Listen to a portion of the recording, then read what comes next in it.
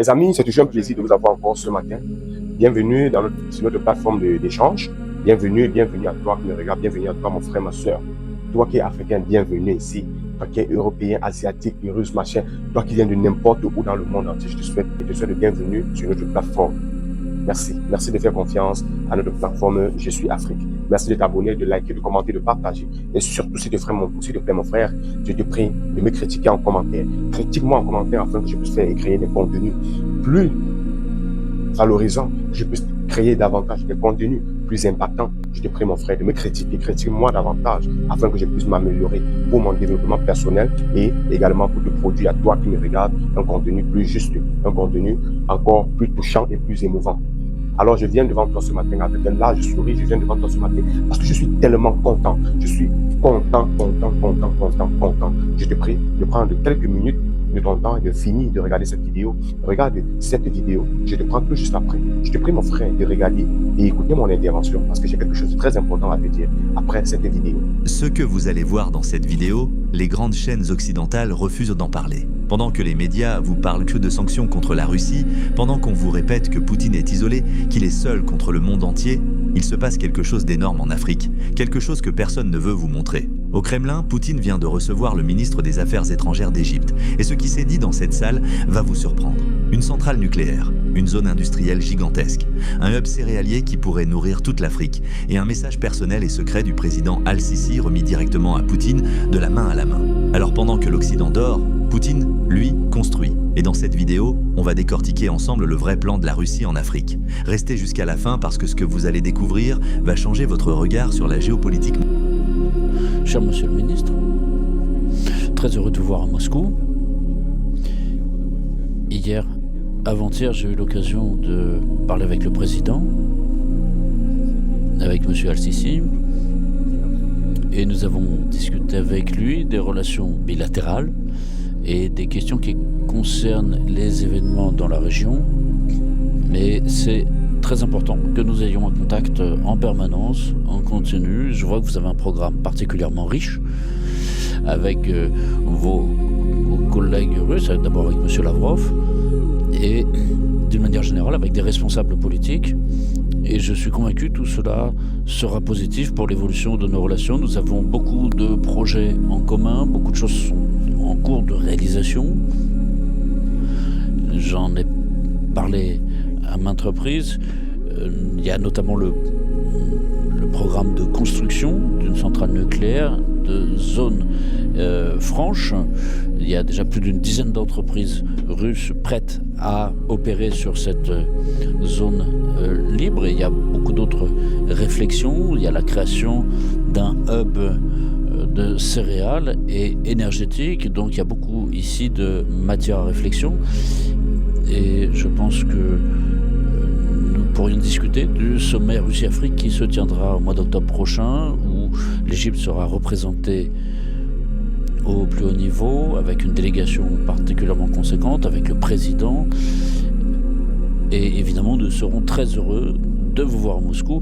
Et je vous prie de transmettre mes salutations à Monsieur le Président. Nous devons aussi parler de la question de la situation de la région, qui suscite beaucoup de préoccupations. Dès que le plus tôt ce conflit pourra être interrompu, mieux ce sera. Le président Trump en a parlé hier. En tout cas, de notre côté, nous sommes prêts à faire tout notre possible pour accélérer un retour à la normale. Et à cet égard, c'est important pour nous d'entendre votre position sur cette situation au Proche et au Moyen-Orient. Encore une fois, bienvenue à Moscou. Merci beaucoup, Monsieur le Président, Monsieur Vladimir Poutine.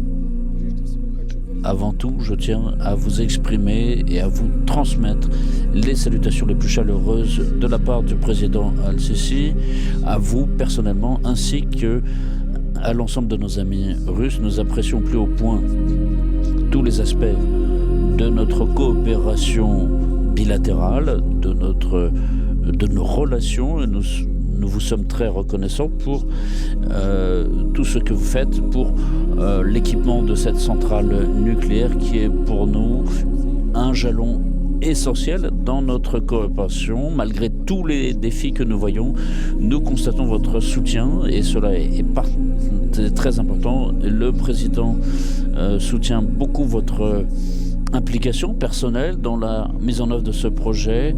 Et pour nous, il y a aussi ce grand autre projet, la mise en place d'une zone industrielle franche russe en Égypte, et nous espérons bien sûr la poursuite du soutien à ce projet pour qu'il devienne réalité. Monsieur le Président, vous avez parlé de la création d'un centre logistique, d'un hub dédié aux filières énergétiques et céréalières, et pour nous c'est important, et nous comptons beaucoup sur le fait que l'Égypte puisse être justement un centre dans ce domaine pour les céréales, pour les produits d'énergie. Nous soutenons cette idée. Encore une fois, Monsieur le Président, pour nous c'est un très grand honneur d'être aujourd'hui avec vous. Nous vous sommes très reconnaissants pour le soutien que vous opérer en matière de sécurité énergétique et alimentaire de l'Égypte et pour l'ensemble de notre région.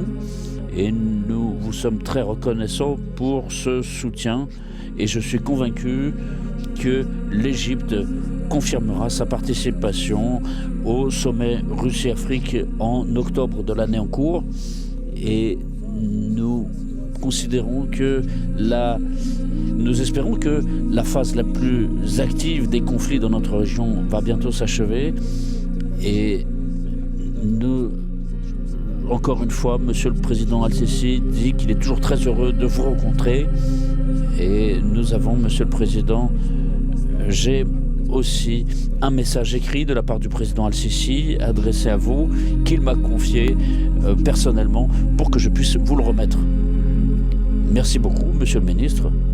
Les résultats de notre échange téléphonique ces jours-ci, et à l'issue de cet entretien, j'ai donné des instructions au gouvernement pour qu'il travaille justement sur les modalités pratiques de la mise en place de ce hub céréalier, puisque nous voyons en vous un grand partenaire, et l'an dernier nous avions déjà d'excellents résultats sur le plan agricole, des récoltes. Pour nous, il n'y a aucun problème de livrer dans votre pays des produits céréaliers et d'une manière générale les produits agroalimentaires. J'en ai parlé avec Monsieur le Président, et donc nous avons décidé de vous en informer. Je vous remercie. Qu'est-ce que tout cela nous dit vraiment? Prenons du recul et analysons. Ce que nous venons de voir n'est pas une simple réunion diplomatique de routine. C'est un signal fort. Un signal que la Russie est en train de redessiner silencieusement l'échiquier mondial, et elle le fait par l'Afrique. Réfléchissez un instant. Poutine propose à l'Égypte une centrale nucléaire. C'est-à-dire qu'il offre à un pays africain l'accès à l'énergie du futur, l'indépendance énergétique, la souveraineté. Ce que l'Occident n'a jamais vraiment voulu donner à l'Afrique. Ensuite, il y a ce hub céréalier. La Russie est aujourd'hui le premier exportateur de blé au monde. Et Poutine veut faire de l'Égypte la porte d'entrée des céréales russes vers toute l'Afrique. Cela veut dire quoi concrètement? Cela veut dire que demain, des dizaines de pays africains pourraient dépendre de Moscou pour se nourrir. C'est une arme géopolitique absolument redoutable, bien plus puissante que n'importe quel missile. Et puis il y a cette zone industrielle franche russe sur le sol égyptien. Plus d'une dizaine d'entreprises russes déjà prêtes à s'y installer. Ce n'est pas de la coopération, c'est de l'implantation. La Russie est en train de poser ses racines économiques en Afrique, durablement, profondément. Mais il y a quelque chose d'encore plus profond derrière tout cela. Ce message personnel qu'Al-Sisi a confié à son ministre pour le remettre à Poutine en main propre.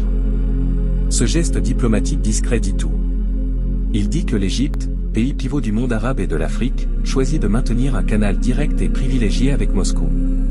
Malgré la pression occidentale. Malgré les sanctions. Malgré tout. Et l'Égypte n'est pas seule. Regardez autour d'elle. Le Mali, le Niger, le Burkina Faso, la Centrafrique, le Soudan. Partout en Afrique, des pays tournent le dos à l'ancien ordre occidental et regardent vers Moscou. Ce n'est pas un hasard. C'est une tendance de fond, lourde, profonde, historique. Alors posons-nous la vraie question. Pourquoi les médias occidentaux ne parlent pas de tout cela? Pourquoi on vous répète en boucle que Poutine est isolé, affaibli, acculé, alors que pendant ce temps, il signe des accords stratégiques majeurs, il construit des centrales nucléaires, il nourrit des continents entiers? La réponse est simple et elle est troublante. Parce que la vérité est inconfortable. Parce qu'admettre que la Russie est en train de gagner la bataille de l'influence en Afrique, c'est admettre que l'Occident est en train de la perdre. Et ça, personne ne veut vous le dire. Ce que Poutine est en train de construire en Afrique, ce n'est pas une alliance de circonstances. C'est un nouvel ordre mondial. Brique par brique. Centrale par centrale. Silo de blé par silo de blé. Lentement, méthodiquement, sans faire de bruit. L'histoire retiendra peut-être que pendant que l'Occident sanctionnait, Poutine, lui, bâtissait. La Russie a signé un accord avec l'Égypte pour la construction d'une centrale nucléaire. C'est une excellente nouvelle parce que cela pousse l'Afrique d'un pas vers son indépendance énergétique. Oui, cela pousse l'Afrique d'un pas vers son indépendance énergétique. Il faudrait que nous soyons d'accord et que nous nous rappelons également qu'en 2023, il y a eu un accord sur le nucléaire, sur les centrales nucléaires avec le Burkina Faso. Il faudrait que nous le sachions. Il faudrait également que nous le sachions qu'en 2026, en avril 2026, l'Éthiopie a signé un accord pour la construction également d'une centrale nucléaire pour le compte de l'Éthiopie. Donc, il y a tellement d'accords avec la Russie, ce qui nous fait danser, ce qui nous fait nous enjailler parce qu'on sait que la Russie ne déçoit jamais. La Russie n'a jamais déçu ses partenaires, la Russie n'a jamais laissé tomber ses alliés. Alors, pourquoi ne pas faire confiance davantage à la Russie? Si aujourd'hui la Russie décide de nous construire des centrales nucléaires, alors cela ne peut être que félicité, cela ne peut être qu'applaudi, acclamé parce que depuis des décennies que nous sommes en partenariat avec les Occidentaux impérialistes, depuis des décennies, ils n'ont jamais envisagé que nous aurons besoin de l'énergie. Ils n'ont jamais pensé à notre développement. Ils ont toujours pensé à nous piller, ils ont toujours pensé à nous maltraiter, à nous maintenir dans la précarité, afin que nous puissions les lécher les bottes. Aujourd'hui, la Russie vient montrer le contraire. Et ne soyez pas surpris, parce qu'ils feront tout pour saboter les projets que la Russie va entamer avec les États africains. Ils feront tout pour que les projets ne mènent pas à bon port. Mais je sais qu'avec toi et moi, ensemble, nous allons lutter, nous allons nous opposer à ce que ces Occidentaux impérialistes laissent la Fédération de Russie travailler normalement et bien en Afrique, afin que nous soyons développés. Car seule la personne qui t'aime peut te montrer comment pêcher. La personne qui ne t'aime pas viendra toujours te donner un morceau de poisson chaque semaine afin que tu puisses manger et être dépendant de lui. Aujourd'hui, la Fédération de Russie nous montre et nous dit que nous devrions avoir notre autonomie. Oui, les amis. Il y a quelques jours, le président Ibrahim Traoré a dit devant tous les médias, devant la presse, qu'ils ne peuvent pas accepter que la Fédération de Russie vienne se battre à leur place. Pourquoi? Parce qu'ils estiment que le combat de l'Afrique, c'est le combat de l'Afrique. Mais la Fédération de Russie apporte sa participation d'une autre manière, avec la technologie, avec la connaissance. Mais le reste, nous le faisons. Alors si aujourd'hui, la Fédération de Russie fait de bonnes choses, fait des merveilles en Afrique, pourquoi est-ce que les autres États africains ne peuvent pas s'allier derrière la Fédération de Russie? Il y a une coopération russo-africaine qui se tiendra dans quelques mois, dans quelques temps. Alors pourquoi est-ce que nous ne pouvons pas ensemble, tous ensemble, aller participer à ce sommet afin de profiter de nouvelles opportunités, afin de profiter d'une nouvelle vision de la chose? Alors mon frère, ce que la Fédération de Russie est en train de faire en Afrique est quelque chose de magnifique. Et son allocution, il a parlé également du céréal. Il faudrait que je vous rappelle une chose. Les États occidentaux, qu'est-ce qu'ils faisaient avant? Ils achetaient les céréales. Ils achetaient des céréales auprès de la Fédération de Russie. Ils revenaient avec en Afrique nos ventes 10 fois plus cher. Alors aujourd'hui, la Fédération de Russie veut mettre un terme à cela. Qu'est-ce qu'il veut faire? Il veut directement être en parfait.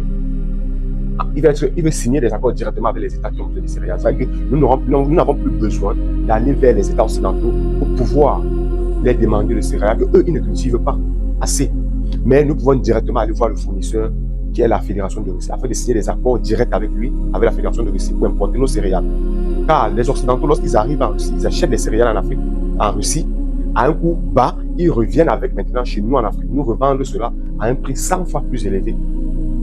Cela montre à quel point ils sont malveillants, cela montre à quel point ils n'ont jamais aimé vraiment l'Afrique. Cela montre à quel point les Africains à leurs yeux ne sont que des pions, ne sont que des individus qui ne servent à rien. Alors pourquoi ne pas mettre fin à cela? Pourquoi ne pas limiter cela et faire directement, les traiter directement avec la Fédération de Russie? Même chose avec les armements, même chose avec les armes. Beaucoup de pays occidentaux qui vendent des armes dans plusieurs États africains, ils achètent auprès de la Chine, ils achètent auprès de la Fédération de Russie et ils reviennent également nous vendre ces situations-là plus cher. Pourquoi est-ce que vous ne vous posez jamais la question de savoir pourquoi est-ce que l'Europe déteste la Chine? Pourquoi est-ce que l'Europe mène ce combat rude avec la Chine? Pourquoi? Parce que la Chine a fait quelque chose qu'aucun autre État n'avait jamais fait au monde. Qu'est-ce que la Chine a fait? La Chine qui a ouvert son marché à l'Afrique. La Chine a donc permis à ce moment à tous les Africains de pouvoir acheter directement leurs marchandises en Chine. Vous voyez donc que tout ce dont on achetait en Europe, on peut le trouver en Chine. Et puisque les Européens, eux, ils achetaient en Chine, ils revenaient avec en Europe, ils gravaient leur marque, ils gravaient une signature et venaient nous revendre cela 50 fois plus cher. Aujourd'hui, la Chine a fait l'ouverture sur le marché, a laissé son marché ouvert à toute l'Afrique. La Chine a laissé son marché ouvert à toute l'Afrique. Et du coup, chaque Africain que tu veux, si tu veux même un stylo, tu peux acheter directement chez un fournisseur chinois. Si tu veux une voiture, tu peux directement acheter chez un Chinois, sur un concessionnaire chinois. Tu n'as plus besoin d'aller en Allemagne, tu n'as plus besoin d'aller en France pour une chaussure, pour un véhicule. Non. Tu peux l'acheter dans ton salon. Tu peux être assis dans ton salon. Tu achètes ta marchandise en Chine et cela vient te trouver sur place. Et cela est en train de déranger les Européens. Cela les met mal à l'aise, au point où ils sont prêts à tout détruire juste pour garder ce privilège pour eux seuls. Alors les amis, je te prie, toi qui me regardes, de t'abonner, de liker, de commenter, de partager, afin que nous puissions aller plus loin, afin qu'ensemble, nous puissions démanteler tout le mensonge occidental, afin que nous puissions, à notre niveau, démentir toutes les fausses accusations contre des partenaires justifiables. Je sais que toi qui me regardes, tu as ce sens de discernement, tu sais ce qui est bon, tu sais ce qui est juste, je te fais confiance. L'Occident n'a jamais voulu que l'Afrique se développe. L'Occident a toujours développé, a toujours eu cette vision de l'Afrique. Reste pauvre, et là je serai comme un messie à tes yeux. Reste pauvre afin que moi je sois comme un messie à tes yeux. Et je sais que toi qui me regardes, tu sais également que ce que la Fédération de Russie vient de faire, cet accord que la Fédération de Russie vient de faire avec l'Égypte, je sais, et toi-même tu le sais également, que c'est un accord qui fait basculer, qui fait trembler toutes les chancelleries occidentales. Toi tu le sais, comme moi je le sais. Alors pourquoi ne profitons pas de cela pour également signer des accords davantage? Sur ce mon frère, je te prie de liker, de commenter, de partager et prends soin de toi. Que les dieux d'Afrique te bénissent. Ciao.